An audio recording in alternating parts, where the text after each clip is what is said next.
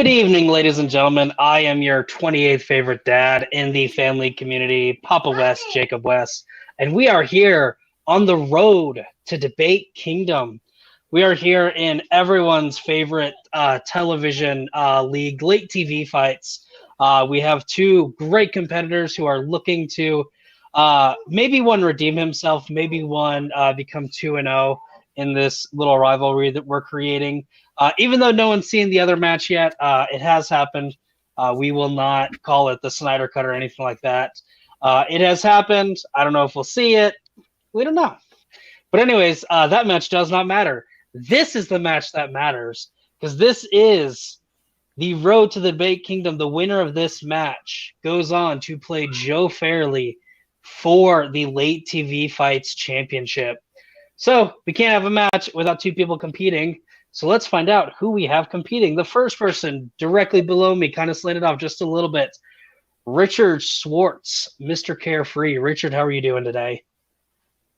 Oh, I'm doing pretty good. Little confused, like I'm an 0-1 record, and if I'm fighting for the championship, doesn't say much about these competitors. No, I'm kidding. Spoiler, guys, I lost to Jacoby in our unaired match. It was so good, he just couldn't possibly air. I'm gonna do what I do my best, have fun. Jacoby's a good dude, so it should be a fun match. Yes, Richard, being 0-1 and still getting a title shot, that's the joys of having a small league. But don't worry, we have many people wanting to debut after Debate Kingdom is over, and we will get those people to debut. So if you want a title shot, you're actually going to have to win some. I'm sorry, Richard, I can't keep handing things to you. And his opponents, directly to the side of him, Jacoby Bancroft, who really enjoys spaces in his name. Yeah, Jacoby, how are you doing today?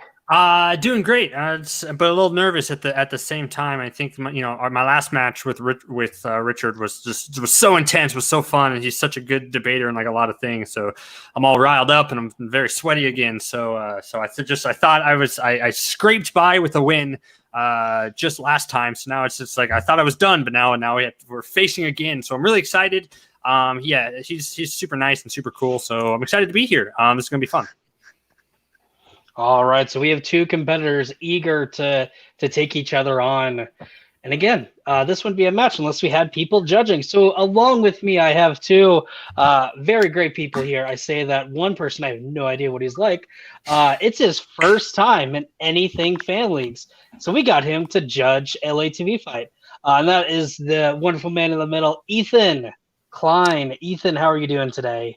I'm doing good. I'm waiting for my shot to debut and maybe take these guys on myself. So I figured I'd do some judging and maybe use it for some strategy down the road. Who knows? Definitely. And definitely judging a match like this is the best way to debut. Unlike how I debuted, which was debating against Cody in a sports debate. That was not fun. What do you think my 0-1 loss was to? Jacob, my debut was against Cody in this league. That was my first debate ever was against Cody.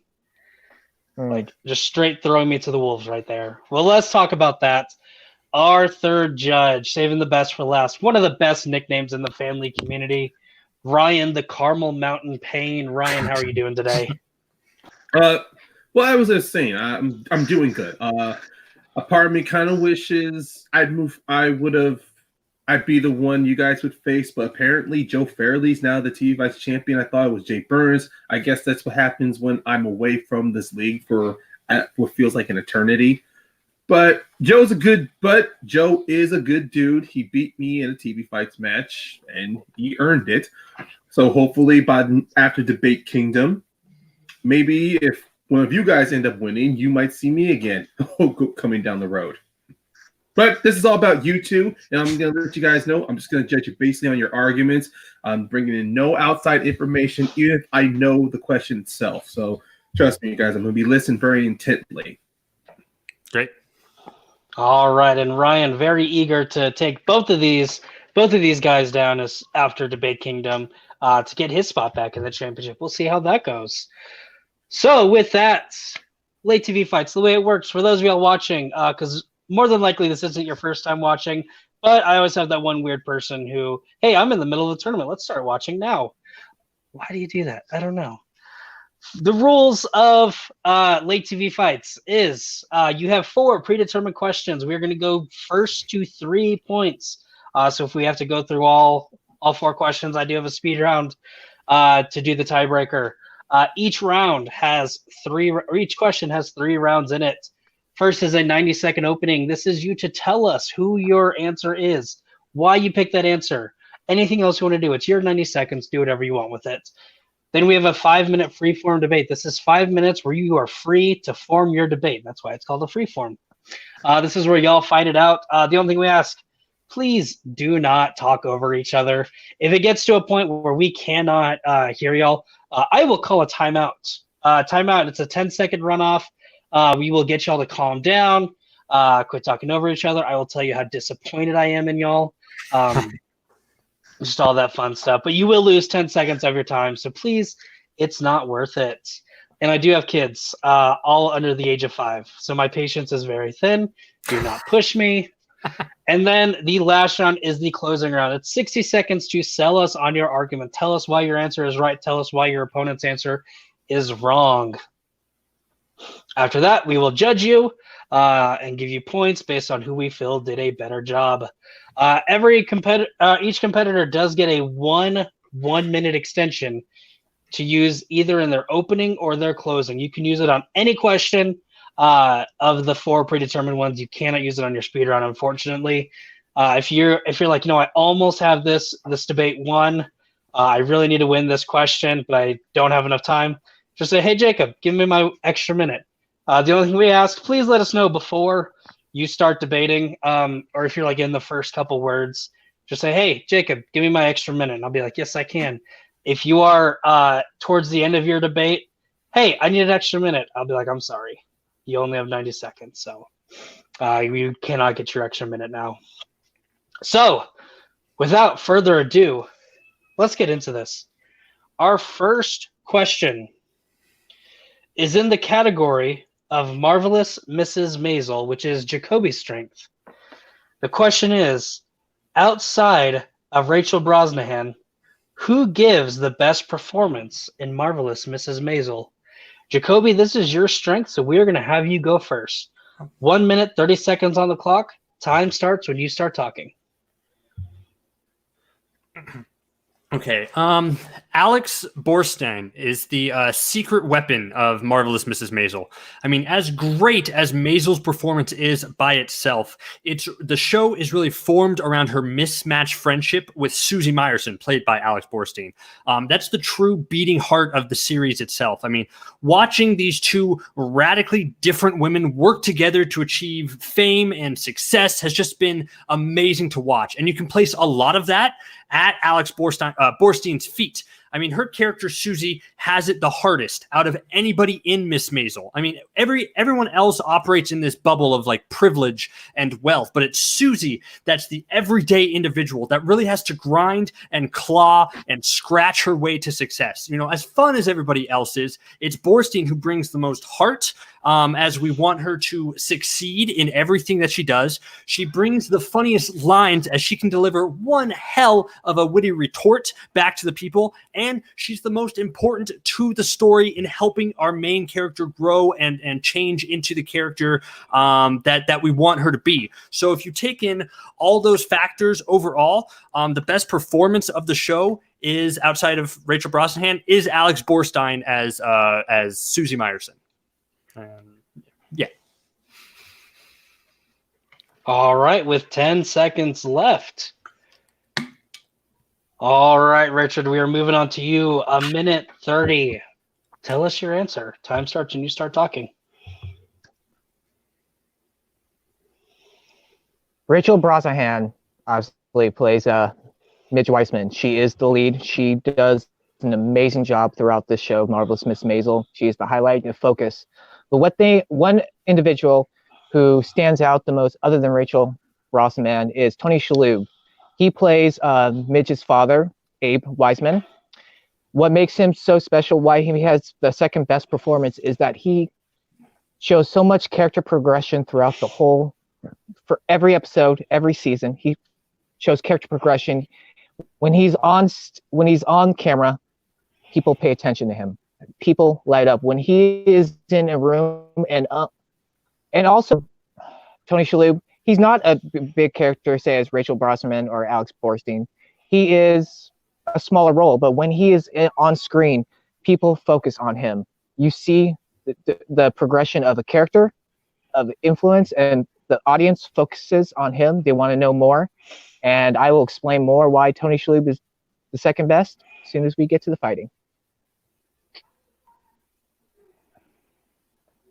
All right, calling it. Definitely. About 20 seconds left. All right, so now we are moving on to our 5-minute freeform debate. This is where y'all yell at each other. Again, please not over each other, just at each other. 5 minutes on the clock. Time starts when someone starts talking. Okay, I'll go first. No, you go, Jacoby.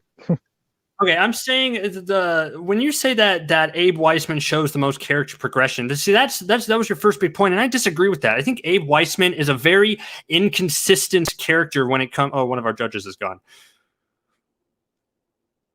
Oh, okay. Is a very inconsistent character when it comes to his growth. He jumps from one end to the other throughout all these seasons. He's the stuck-up professor in the first season, and by the third season, he's this radicalized, fight the government type character. It doesn't really make sense. Sure, he gives a fun performance, but it's inconsistent. And when you're considering best performances, I think that's a knock against him. It's not an immediate jump for radicalization. It's actually episode. It's not. He slowly becomes what he is in season 3. Alex Borstein, she's fun, but it's a character. She's stand-up comic, and it's not like her role. She gets all the funny liners, like you said in your opening. She gets all the funny liners. The thing about it is, you could have got any other sassy stand-up female comic, and it would have been the exact same performance. Like Sarah Silverman could have done just as good, if not better, job as Susie as Alex Borstein. This is a role that Alex Borstein is comfortable with. She's done this role. She's a stand-up comic. She's done voice acting similar characters, whereas Shalhoub, if you look at his other acting career, this is a completely different character from what you've seen from other performances. That is the complete opposite of true. Tony Shalhoub is Tony Shalhoub when you see him on screen. His role is basically a less neurotic monk that he sees. It's Tony Shalhoub being in his comfortable wheelhouse and when you see him, you see Tony Shalhoub out there. Alex Borstein does something completely different than what we've seen her before. You can't do anybody in that role because what she has done with Susie Meyerson is made her gritty, has made her struggle, has made her just in pain for her life as a poor down hoodlum who places all of her hopes and dreams onto Maisel and wants her to succeed, and Alex Borstein is great with that. She's still completely one note. She's always one note on the show, and she either has some sass, like just being a jerk.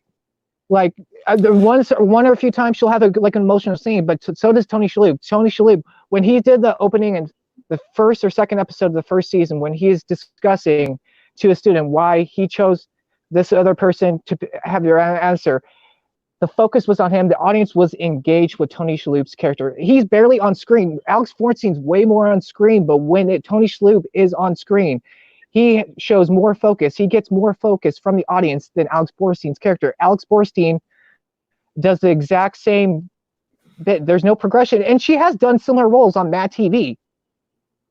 I think this isn't out of her wheelhouse. I think it's hard when you say just because Tony Shalhoub has a smaller role that he lights up the screen more. It's harder to have the large role that Alex Borstein has because, as I said, most of the success of that show relies on Alex Borstein's performance. Tony Shalhoub is a fun side character there. I mean, he does his shtick and he's there, and he relies a lot on his relationship with his wife. They're a two-part thing. Take away the wife in that thing, and Tony Shalhoub's performance is not as good. Alex Borstein stands on her own as a character as she struggles with poverty, as she struggles with making it, and she props up the main focus of the show, which is Miss Maisel.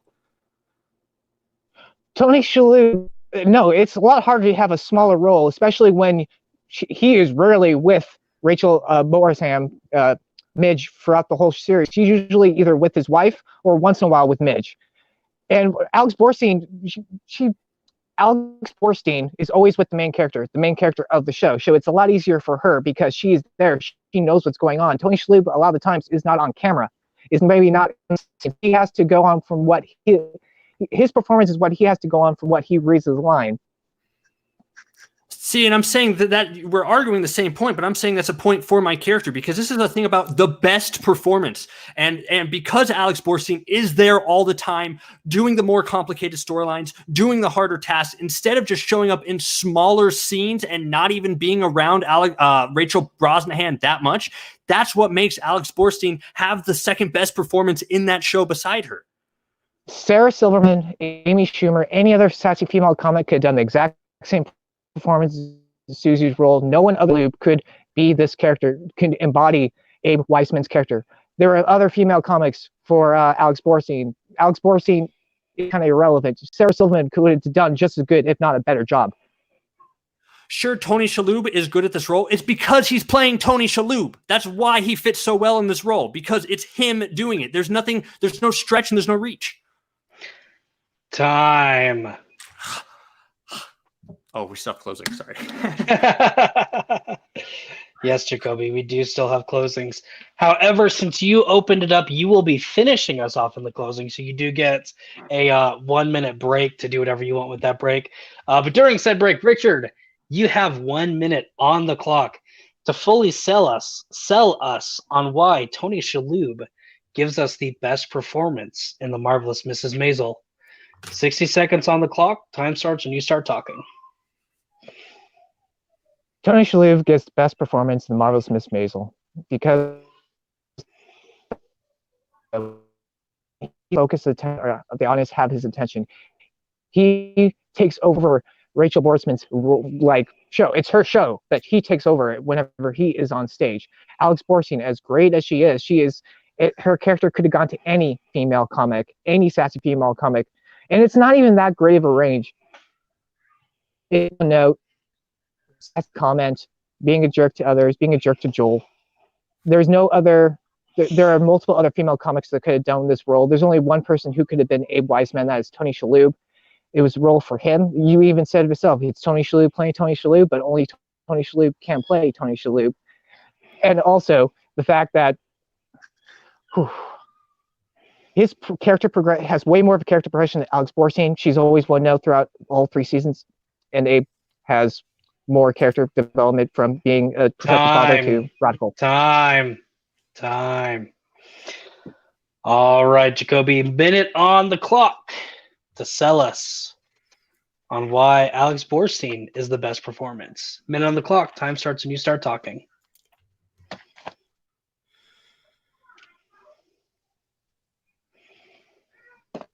Okay, the question is the best performance in Marvelous Miss Maisel. I think it's very easy as an actor choice to go big, to go loud, to go boisterous. The hardest thing to do is to go subtle in a show with big personalities. Miss Maisel is filled with big personalities, no matter where you look. Borstein keeps the ship upright and forward. As she is the more serious, she is the more everyday man. She is everything that goes about it. Her character progression is the best of the entire show. You say that, oh, she just beats a jerk all the time, but you learn that she's a jerk because of the circumstances around her life, because life has beat her down no matter what. And Alex Borstein portrays that in every single scene that she's in. She has worked her way up from running a bar in a podunk place of nowhere to managing a client, to owning her own comic agency, to stand up for management. And she has to fight and claw her way every step of the way. Only Alex Borstein can do this role because she brings a layer of funny retort to it, but also a great level of subtlety and seriousness to the role that you need in order to make this show as great as it is. That is why Borstein gives the best performance. Time. Whew. All right. Great first question. Great job, you two. I'm definitely looking forward to the rest of this debate. But we need to find out who is getting the first points of this round. Ryan, we're going to start off with you. Who gets your point and why?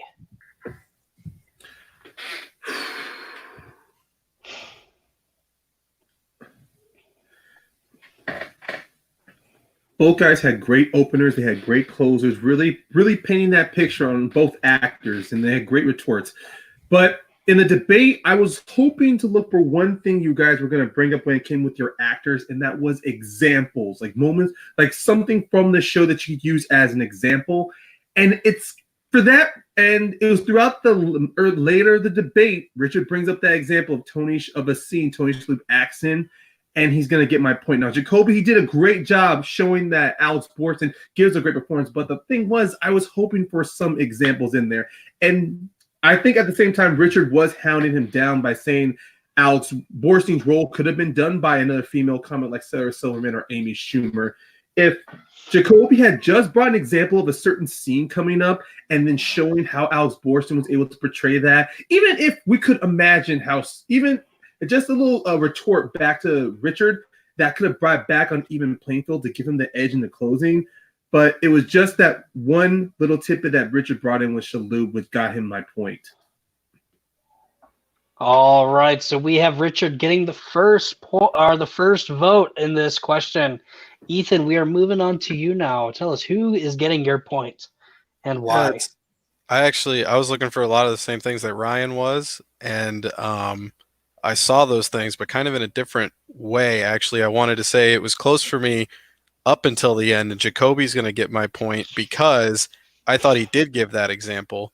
They were going, both of you guys were going back and forth talking about, Alex Borstein could be played by anyone, but Shalhoub could only be played by Shalhoub. And Jacoby, I thought, had a good response to that with just because it's Tony Shalhoub playing Tony Shalhoub, that's why he made that argument. And at the very end with explaining how Alex Borstein went through the progression of, she was a bartender to managing to, he went through those steps, I thought was that last point I needed because I thought they were pretty close. And I was with Ryan, show me something, remind me of what happened in the show. And I thought Jacoby did it there. So Jacoby's going to get my point there for right at the end with the closing. All right, so we are tied 1-1. That means you have to go to the third judge, and I do not envy that person at all. So our third, oh crap. I am the third judge. Dang it, you two. Why don't you all agree? So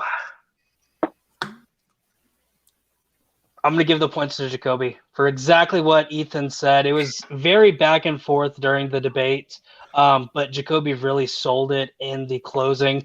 I will say, Jacoby, you made the point that Tony Shalhoub was playing Tony Shalhoub, and that's why he's the only one who could play it. Had you not have said that, it would have easily been you. But because you really dug yourself in a hole with saying that and Richard just took off with it, made me actually have to think a little bit more and do some more digging in the debate. But I'm still going to give it to you. Again, just with how you fully sold it in the closing, really won that point for me. So with that, Jacoby is taking an early 1-point lead as we move on to question number 2. And question number 2 is in the category of Arrow, which is Richard's strength. What Arrow villain would you least want to have as your arch nemesis? So, Richard, since we are starting off with you, you have 90 seconds on the clock. Time starts when you start talking. The villain I would least want to have as my arch nemesis is Deathstroke. He is a unstoppable strategist army vet. He had the Mirror Cure serum. He was super strength. He could not die. He was arguably the best Arrow villain of the whole Arrow series. You see his progression from being Oliver's friend to being the villain. He is ruthless. He will do whatever it takes to get his revenge. He is military expertise, combat fighting. He'll know your weaknesses. He will exploit your weaknesses, and he is not afraid to kill your loved ones right in front of you. So my choice is a Deathstroke, and I concede the rest of my time. All right, Richard going with Slade, Wilson, Jacoby. 90 seconds on the clock. Time starts when you start talking. When I think of Arrow villains who I would least want as my arch nemesis, there is one clear bad guy that springs to mind, and that's Adrian Chase, aka Prometheus. And the big reasons why he is the worst choice out of any other great Arrow villain is because of his unwavering, completely unflappable mindset coupled with his genius intellect that allows him to plot these elaborate schemes that will both destroy your legacy and who you are as a person overall. He is the only main Arrow villain that would not change his evil mindset or had any obvious emotional weakness that could be exploited in a real way. He was just this terminator of vengeance and anger, and he stayed dedicated to his mission of vengeance until the very bitter end. And that is why, out of all the Arrow villains, he is the last person that you want as your arch nemesis. I don't know how much time I have, but he's bad. You have like 30 seconds left, so. Oh, damn. I concede the rest of my opening. All right. I feel like the opening Ethan, and whenever closing you goes actually by, debate, it does. it goes by longer than our actual fight. Ethan, whenever you have your chance to debate, always let someone know if you're conceding the rest of your time. Because I've been in that point where I'm in the middle of closing and I'm saying something and what I have in my head just shoots on by. And I'm like, crap, what was I about to say? And it's like a 10-second of nothing. And they're about to say, all right, he's done. I'm like, I'm not done yet. So it's Oh, always remember good that. to say. Always have a Yes. notepad. Always have a notepad. Always have a Here. notepad. Yes. Always have your points beside you. All right. So we have Jacoby with Adrian Chase / Prometheus and Richard with Slade Wilson / Deathstroke. I love how y'all both gave us their human name and then their, as Tom Holland says, your made up name. That way we can really know who we're talking about because there's someone who's like, who's Adrian Chase? I have no idea. Minutes on the clock. Let's fight this out. Time starts when someone starts talking. All right, Jacoby, because at the time I'm reading your name. Okay, Jacoby. I said about 8. You can say exact same thing about Slade Wilson, except Slade Wilson has the way more experience, years of experience in military precise. He has done things that Prometheus only wishes he could do. He, for the most part, he did his deed by himself. Adrian Chase is what made him be as good as he was is because he had help from Black Siren, from what's her, the girl, I always forget her freaking name. Prometheus had way more help than Slade Wilson did.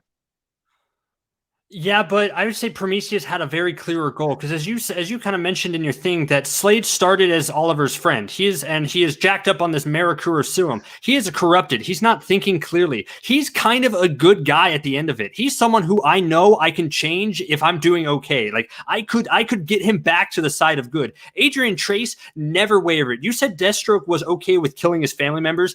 Adrian Chase held the gun to his son's head and was going to kill his son in front of Oliver. That kind of trumps killing mom in front of him while jacked up on Maracua. He said he was going to. He didn't.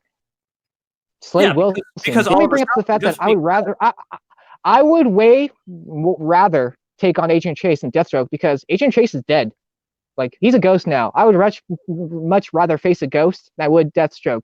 And also this fact that even if you take out my Maracura serum, he still has the military expertise, combat system. And you're also assuming for the question that I'm the hero. I could also be the villain and he's the hero. And I still wouldn't want him as an arch nemesis because he will still kick the living hell out of me. He will torture me. He will do unspeakable things. Whereas Agent Chase, as fun as he was a spoiled brat, wanted his father's love, never got his love. His father was going to disown him and he ended up failing and dying.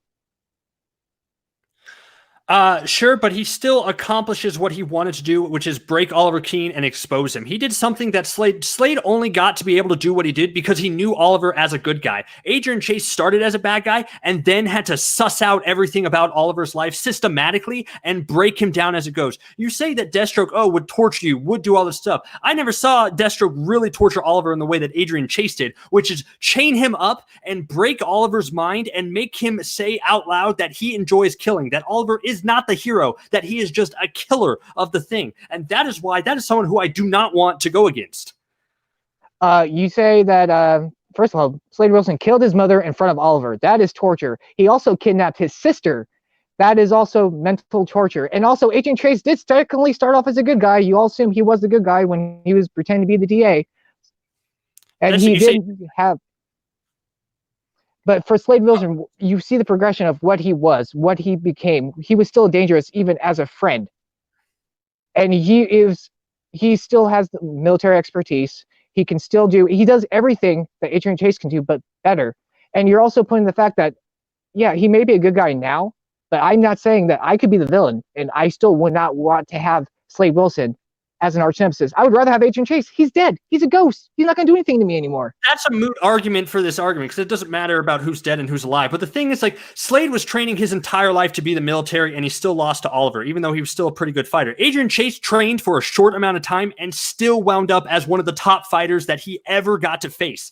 So if you're looking at longevity of how well he trained, yeah, sure, Slade was military. Slade was all this. Slade was a killer. He was an assassin. He was all this mercenary stuff. Adrian Chase focused on revenge and then set out to make his body perfect in under 5 years. That trumps the whole lifetime of Slade training, and while he still turned out to be an awesome fighter. Adrian Chase only got the training because of Talia al Ghul. He had help. He had help from Black Siren. He had help from, why am I forgetting? Artemis. There we go. That's his name. He had way more help for his plan to succeed. He needed those people to help him. That makes him even more scary. Sorry. If you take away his fighting skills, he is still human. He was the spoiled brat, and he eventually did lose. Again, he's only human. That makes him even more scary when his arch nemesis can recruit others to his cause. That makes him more dangerous, that he's able to bring people to him, unite them to go against their common goal. Slade Wilson did a lot of things by himself. Do we know if he could really get help outside of his Maricrua? No. Adrian Chase has the capacity to build an army against you, and that's what makes him terrifying. Your knocks against him are strengths to why Adrian Chase is one of the worst arch nemesis. Slade Wilson also had our prison army just as well towards the end, but he can also recruit people. Time. All right. What a great match so far. Great question so far. You can tell both of these guys are passionate about villains, which is not really a great thing to be passionate about, but I don't care what y'all do in your own personal time. So we are moving on to the closing stage. Jacoby, we are starting off with you. You have 1 minute to fully sell us on... Both of our bad guys blamed Oliver for the death of a loved one, but the difference is that Adrian never stopped trying to ruin Oliver's life. Slade was Arrow's first great villain, I will grant that, but he eventually forgave Oliver, got the Maricrua serum out of his system, and basically turned back into this good guy. I mean, I would rather have Slade as an arch nemesis because I know Slade can listen to reason, he can forgive, and he can grow. Adrian Chase would not do any of that. He was stuck after torturing Oliver brutally and making him doubt everything about him by cutting off his tattoo and making him as a killer. He got down to the point where he was on the boat where he had the chance to either conform to what Oliver was saying or kill himself. Adrian Chase chose to kill himself. He was adamant about his mission going forward no matter what. He is solely dedicated to his cause, and that's what makes him the scariest person. That is the person that I would not want as an arch nemesis. Someone who is unwavering, someone who will not stop no matter what until you're dead. Time. All right, Richard. 60 seconds on the clock, full minute. Tell us why Slade Wilson is the correct answer. The question you want to have as your arch nemesis. Now, this question is everyone, Jacoby is assuming he's the hero. I could be the hero. I could also be the villain. Yes, Slade Wilson eventually became a good guy again. However, I could be a villain. I still would not want Slade Wilson to be my arch nemesis because, first of all, he's alive. He is combat wavering and ruthless. If I would have kidnapped his family or someone he cared about right now, he would still torture me. He would kill me. He would find me. He would brutalize, torture me until I was begging for sweet death. And even when he had the Maricrua, he could not die. Adrian Chase, as great as he was still human. He was still killable. He was only as good as he was because he had help from the backside. Deathstroke, Slade Wilson, he was trained by himself. He was trained with his partner. He held his own before he had an army. Adrian Chase, is a ghost now. I would much rather face a ghost than Slade Wilson because either I'm the hero or the villain. He's still dead either way. Time. Dang it, Richard. All right, now moving on to the judging stage. Ethan, we're going to go ahead and start off with you. Who gets your point and why? So, I will say, just for the record, Prometheus is why I stopped watching Arrow. I got to that season and I just could not do it anymore. But the question was, who would I least want to fight? And I've always held true to a saying in my life that you don't mess with crazy. And again, I think it came down to the final argument there, the closing statement. And Jacoby laid out a lot of points of how this guy was systematic. He had a plan. That plan was in a short amount of time to completely decimate Oliver's life physically and psychologically, and not just be a soldier that wanted to fight him. And I would be personally much more scared of this guy who in a short amount of time created this plan right here to become me in a way and then just torture me and destroy my life. So I'm going to give the point, again, because of the final argument, to Jacoby. All right, so the first point going to Jacoby. I'm going to go to me next. And again, this was another great back and forth. I too am going to give my point to Jacoby. Richard, this was your biggest point against Jacoby. You would rather have Slade. You would rather have Adrian Chase as your arch nemesis because he's dead. It's easier to fight a ghost than it is to fight someone who's alive. And Jacoby really nailed it down. That's a moot point in this case because we're not going off of, well, at the end of the series, he's dead, whereas yours, I wish you'd have brought some more stuff in on it, like taking the him say he was invested unkillable in combat. Slade Wilson was unkillable. I know, but your biggest hit against Jacoby was that Adrian Chase was dead, and when he combated you in the middle of the freeform, you still went back to that for a majority of your closing. And everything you said, he was able to combat. So I'm going to give it to Jacoby too. Again, slightest of margins. So with that, Jacoby does get the second point. But Ryan, who were you leaning towards on this one? If it went to me, I would have given my point to Jacoby too. Richard, you had during the debate, you had him. Even when you did throw in that whole Adrian Chase is dead, that was a good point to throw Jacoby off a little bit. But then you kept nailing in that hammer. If it was just the one thing I thought would have turned you to my vote is that when you said that Adrian Chase needed help, if you had used the whole point that Slade had minions strategically used to spread Oliver's attention, like using Brother Blood, using Isabel to separate Oliver, to really spread out his attention to where he could really torture him where it hurts. If he had just used how Slade was able to use his pawns better than Prometheus did, you would have been swayed more towards me for me to give you the point. With that, Jacoby takes a 2-0 lead. We are moving on to question 3. Jacoby, this is your chance to end this debate. Richard, this is do or die. If you want to move on, you have to win this point. So with that, question number 3. What is the most iconic TV series of the 2010s? Richard, we started off with you in question number 2. So Jacoby, you start off question number 3. 90 seconds on the clock. Time starts and you start talking.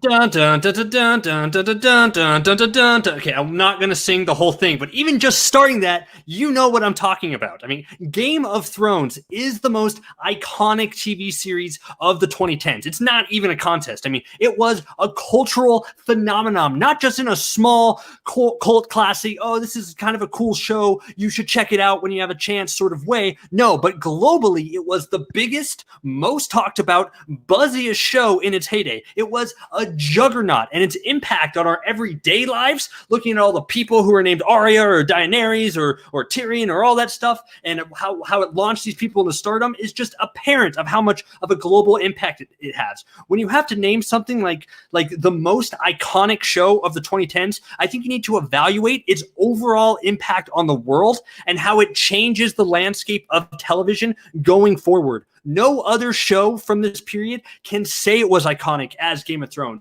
It's why there are a lot of in development fantasy fantasy sword and swords book adaptations going forward, because all of them are trying to capture the greatness and that was Game of Thrones. Game of Thrones is the most iconic TV series of the 2010s. I concede the rest of my time.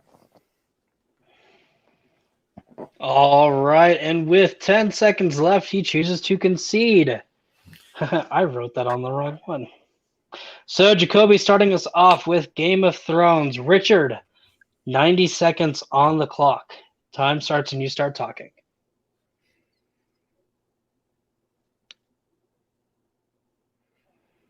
There are a lot of great TV shows in 2010s. There are a lot of big TV shows that people still talked about to this day. There's still one that's still currently going, people love, and that's Netflix, Stranger Things.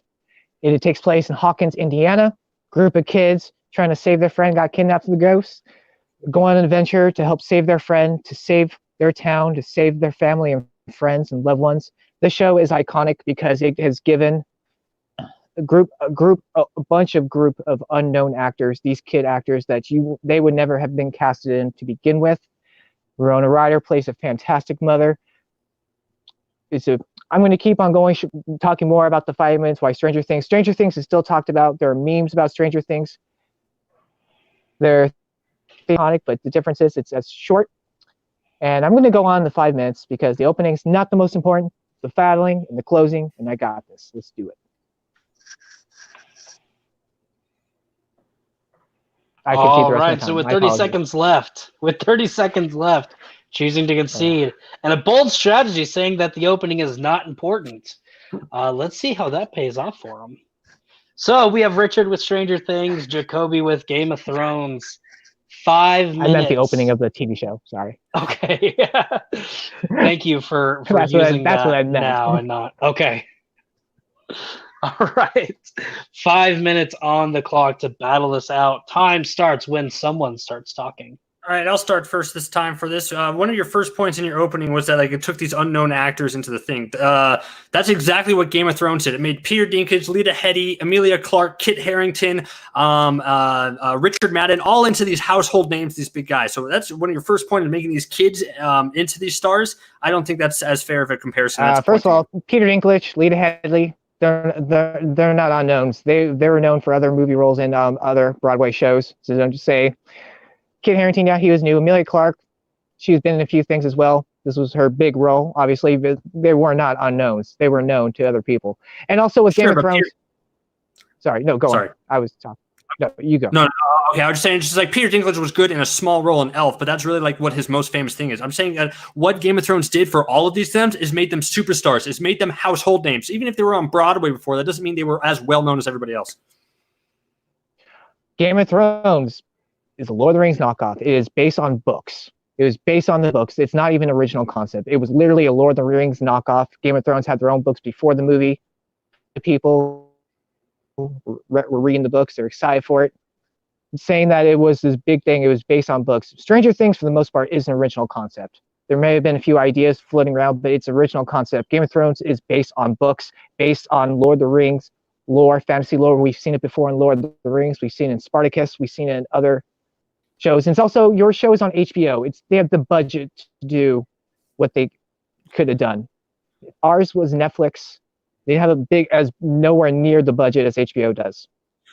I think all those points are not really big knocks against it. You say, "Oh, it's based off books." So what? Like that's it turned a popular book series into a popular TV show. That's great. Sure, if it's based on Lord of the Rings, it's fantasy. Fantasy is a type of genre. The reason why Game of Thrones is so iconic is because it did what Lord of the Rings couldn't do: is turn it into a TV show, an epic movie of a fantasy into a short form show of television across time. That's great. And just because HBO had the budget to do it, that's not a knock against it. That makes it even more prestige. That should make it even more iconic. And HBO, the fact that it's such a small audience base, but then grew even bigger to be one of the most watched television shows like ever while it was airing. HBO is not a small. It is not a small. No. True Blood was Showtime. My apologies. There were other shows. There were Sopranos on HBO. There were other shows on HBO. Sure, but those are the shows bringing in less than 1 million viewers per episode. That's a small compared to primetime television. And HBO brought it even to bigger, where soon there was 20 million, 50 million. They're reporting that 100 million people were watching Game of Thrones on a premium network. Is insane. Your show fell flat. Well, it was iconic. It started off really good, and then once the books got done, the show And the most people only tune in. Let's face it, the majority of the people who tune in Game of Thrones for the nudity and the graphic gore violence. That's all everyone ever talked about when the first 2-3 seasons happened, was how gory it was, how violent it was. When everyone talking about Stranger Things, they didn't need the gore, the violence. They had an original concept. People were engaged with these kids, engaged with these actors. They were engaged with what was going to happen. People lost interest in Game of Thrones throughout the whole, every season. More and more lost interest. Nope, that's actually the complete opposite. It grew in viewership every season. But then, and that's the point to it, that yes, it had a bad finale. I'm the first to admit it. And the reason everyone was so angry with it is because the show was so popular and beloved before that. You can only spark such a passionate hatred of a finale when a show is so beloved everywhere. Everyone talks about how bad the Game of Thrones finale is. But we got to switch over to Stranger Things for a second. Stranger Things is flash in the pan. It is an homage to the 80s. It is, that's what it is. If you watch that, we're in the middle of a splurge of 80 things. If you watch that 10 years from now, when the 80s have been played out, Stranger Things loses a lot of its interest. Stranger Things has actually brought back the 80s, just like Guardians of the Galaxy did, and there are people who continue on. And the show is still at its peak.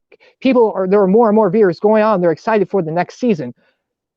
Game of Thrones, no one's talking about Game of Thrones anymore. It's not as iconic anymore. Like, it only hasn't even been a year since the show ended. People are not talking about it anymore. People are still talking about Stranger Things. There are memes about Stranger Things, just like there are in Game of Thrones. I'm not going to say there aren't any memes on Game of Thrones. There are. But there's still, everything you can say about Game of Thrones is the same for Stranger Things, but the difference is it's still going. People are still interested in every season. Because you say it's still going, that should be a knock against it. Game of Thrones ran for 8 seasons. The Stranger Things has one more season, or just 1 or 2 seasons left, which is not going to bring it up. Just because it's over and just because it's still airing does not. And everyone is still talking about the Game of Thrones finale. You bring up the Game of Thrones finale or Game of Thrones overall to anything, you're going to spark a very passionate debate about how much B&B shit the bed. And it's because everyone is so angry about it. It's because it's time. All right. It is time to close out this question. We start off with Jacoby. So, Richard, we are moving on to you. You have 1 minute. Do or die again. This is a must-need point. You have 1 minute on the clock. Time starts when you start talking.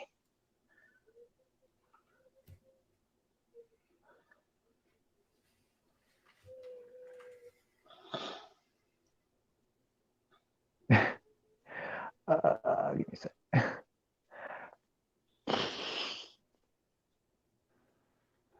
Game of Thrones is only as iconic because the books and the predecessor, what Lord of the Rings did, is why it's as big as it is now.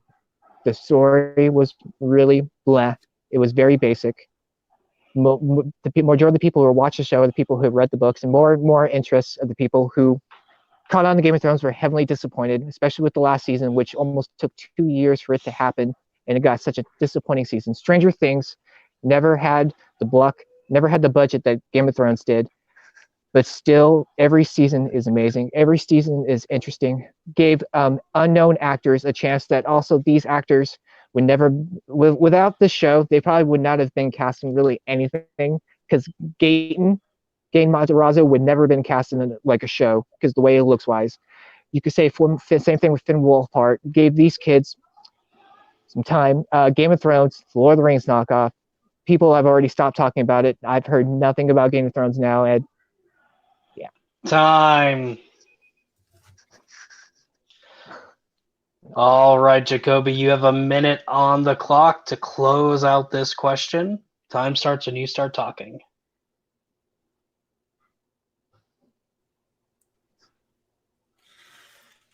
Your 2 big points against Game of Thrones was that it's not as iconic because Lord of the Rings did it first. No, Lord of the Rings were a very successful movie series. There was a talk that you couldn't do a sword fantasy medieval epic on the scale of Lord of the Rings in TV show form. And Game of Thrones did that. It succeeded, and it became the most popular show overall. So just saying it's a knockoff of Lord of the Rings is different because it became its own complete separate beast than Lord of the Rings. You said 2 years. It took 2 years. That 2 years was the most hardest excruciating wait for a television show ever because all it was hyped up and got everyone everyone more involved in the show, rewatching the show, everything about that. Your big point about the thing was like a cast of unknown actors. I don't see what that has to do with making this the most iconic TV show series of the 2010s. When you talk about iconic TV shows, you have to talk about its impact of what it does to television, what it did for the landscape, all of that stuff. All those things is what makes Game of Thrones the most iconic, because we're going to have more fantasy elements, Sword and Stones. HBO became this award-winning fantasy things, and Game of Thrones won all the awards for being for best drama. It's everything about it is iconic.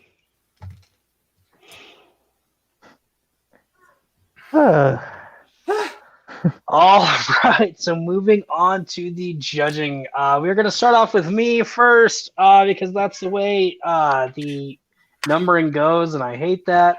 Come on, mouse. There we go. What really makes this a difficult choice for me, this whole question, we talked a lot about Game of Thrones.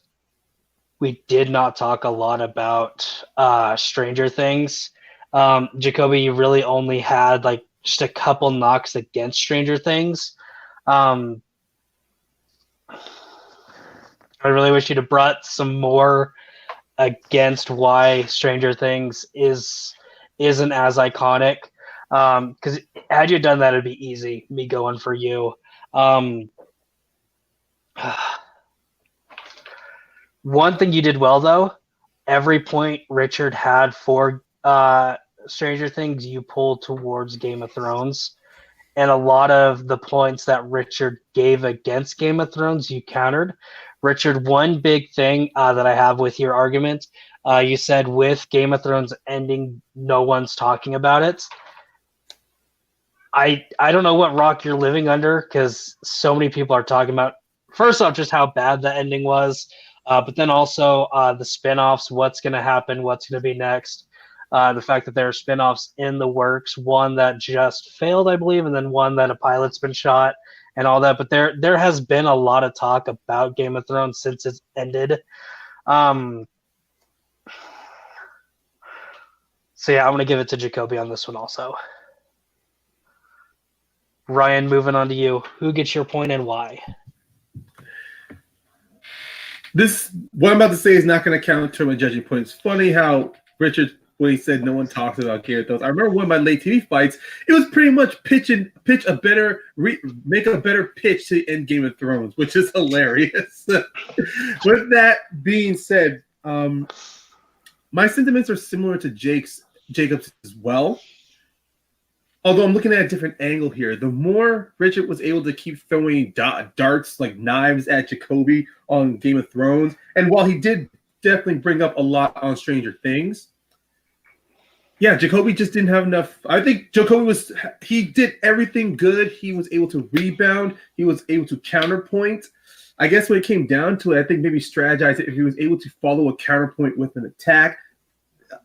Honestly, this is going like a fencing match in my head. You know, Richard attacks, and Jacoby rebounds, he reposts. I'm guessing because Richard was on the attack mostly, I'm going to have to give my point to Richard, though, because even though he didn't say a lot on Stranger Things, though, but he was able to at least bring up some good points on Stranger Things that Jacoby was only able to like bounce back later, like a minute in, like when we were at the 1 minute mark. And even later in his closing, which I think may have stunted to how I'm guessing how his closing could have gone. So I'm going to give Richard my point there because, like my same sentence, we spent so much time talking about Game of Thrones, and Jacoby, not pointing against you. You did a great job. If you had maybe before the 1 minute warning, or at least it's unknown for you guys to know, but before then, if you had gotten at least some shots at Stranger Things, you would have definitely gotten my point here, but I think it was because of strategic use that Richard was doing just by throwing those constant daggers at you, throwing you off your game. He gets the point. All right, and so we are tied up 1-1. With that, Ethan, we are going to you. Who gets your point in this argument? Yeah, it's coming down to me. Look, the way that I'm going to look at this, I'm just going to look right at the question. The question was most iconic. Okay, so like iconic, like makes the biggest impact, lasting impact, things like that. And I feel like at the end of the day, Richard you were arguing which show you think was a better quality show. I felt like the arguments that you were making were, well, Game of Thrones is a knockoff of Lord of the Rings, and it got stale at the end. Even if that's true, I don't personally think that. A lot of people didn't. But even if that is true, that doesn't mean that millions upon millions of people watched that show and made it as popular as it was. And I feel like the points that you were throwing at Jacoby with it, he always had a counter for. And I agree with both of the other judges here. Like, he didn't necessarily attack Stranger Things that much, but what he did do was defend the iconic nature of his show. You know, Jacoby, you gave us how many people are named Arya, how many people are named Daenerys. You know, that is a lasting impact. You know, Richard, if you would have just given me, you know, how huge that Super Bowl spot was 2 years ago, that was the biggest thing after a great Super Bowl was, did you guys see that Stranger Things ad? Like, everybody was talking about that. If you would have given me that kind of cultural impact, that would have made this easier for me. But again, at the end of the day, I think you were arguing you don't like Game of Thrones, you think Stranger Things is better, and Jacoby gave me more, it has an impact on the culture. So I'm going to give the point to Jacoby. And with that, and your winner, Jacoby Bancroft. I'm going to kick some people out real quick. Jacoby, I don't know about you. I love your name. You have an extra letter, which ruins it, but I have yet to be able to say that to you. It's something I've wanted to say for a while now. Thank you for getting it off. You won this match by knockout. But I mean, if you look at on paper, it does not say what this match really was. That was great between the two of you. How are you feeling after that? God, so stressed. I felt like a lot of those points could have gone either way. And as you said, it's not like I scored, 3 in a row as points. There was always like splits, like it's between you judges about what it can go. But I think it was good. Richard's a lot of fun to debate, and he made me super stressed and made me want to prepare very heavily for this, because he's so good at it. Because if I'm not like that, then he's going to wipe the floor. So, but overall, I'm excited. That was great. I'm very happy. Oh, yes, I'm numb. And of course, since this is the road to Debate Kingdom, you are going to take on Joe Farrelly for the vacant late TV fights. It's pretty official now, I think. I don't know, but Jay did retire from late TV from the debate stuff, and as the champion, he did relinquish his title. So it's going to be you and Joe to take on that title. Are you looking forward to taking him on? Of course, bring it on, Joe. I'm going to take that title and become victorious. No, I don't know. I don't know what's going to happen. Joe's a great debater, so it's I'm still another ball of nerves and energy, but it's going to be a lot of fun. Mm-hmm. All right. Well, I cannot wait for that to happen. I cannot wait for everyone to watch it happen, because I've seen Jacoby debate, I've seen Joe debate. And it's probably gonna be one of the best debates in Debate Kingdom. Probably like one of the top 6, I think. Yeah, there's 6 leagues, so top 6. Top 6, yes. Yes. And with that, we're going to go to our unfortunate second place finisher, Richard, who is currently smoking. That's how stressed out he is after this. Richard, how are you doing after that? Honestly, I was prepping to win the arrow question. I knew I was going to lose 2 questions. I was losing number 1, and I was losing number 3. It's how it happens. I didn't think of Game of Thrones, relieving that at the time because I got to choose first in that. And honestly, I didn't want to choose Game of Thrones anyway, because that was really the only show in 2010 people were talking about. And as soon as Jacoby hit it, I knew I was done. I missed it. I mean, I even misheard the question to begin with. Again, I was counting on 2 and 4. 1 and 3. It happens. I need to start prepping myself better. I need to calm down. I always like to talk fast. I always lose my train of thought. Jacoby's a hell of a competitor. I wish him all the luck.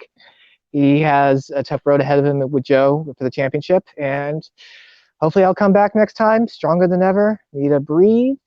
Congrats, Jacoby, and hopefully I get to play again. Yes, and again, you were knocked out, which is just a little spot on the record because watching this match, every single question, it was back and forth. Just a couple things said you would have won, a couple things said differently. This would be an entirely different debate. But we would love to have you come the second season of Late TV Fights. Is there anyone that you know of on the roster, or even that you don't know of on the roster, but you just want to take them on? Is there anyone that you're looking I'll at? take on like you wanna... I'll take on anyone who wants to take on me. I've never have preference. I'm always here. I'm always stressing doing these debating. It's fun. I'll play who wants to play me. Definitely, because Mr. Carefree, that's the way it's got to be. Yep. All right. As I bring everybody back in, so I can talk with Ethan and Ryan too. Ethan, this is your first time in anything fan leagues. How are you feeling after that? Yeah, feeling good. It was fun. It was good to see you guys go at it. I was always a big fan of movie fights back in the day. Not necessarily a fan of the main judge, but who is at this point. But yeah, it's a good. Sorry, is that not kosher to joke about anymore?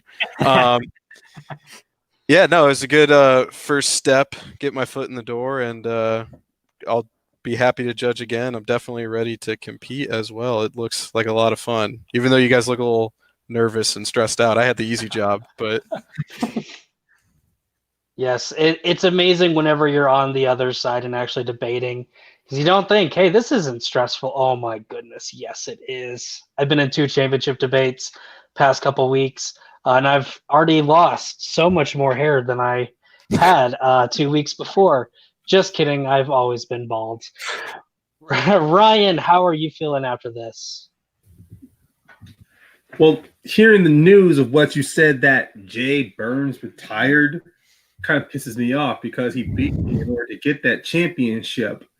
And now I'm kind of feeling like, wait, if he's leaving, shouldn't I get an automatic shot at that title? But you know what? I'm leaving those feelings behind. I'm just going to put that energy towards after Debate Kingdom. But this is not about me. This is not about me. This is about Jacoby and Richard. These two put on a great match.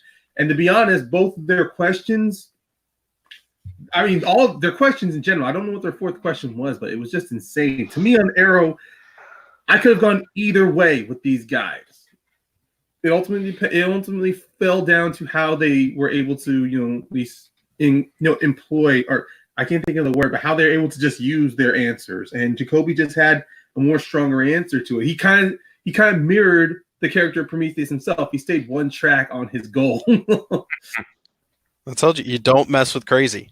Yeah, you fight anybody else, but you don't fight crazy. Well, that's pretty much Arrow. They fight crazy on a daily basis. But without that, I can't wait to see what they're going to do further. I mean, hell, Richard doesn't have an opponent. I mean, hell, Richard and I have fought so many times on Chokeslam. I won't be shocked if we fight each other again on Chokeslam. So if I end up crossing paths with him on Late TV Fights, we both know it's going to be a good show.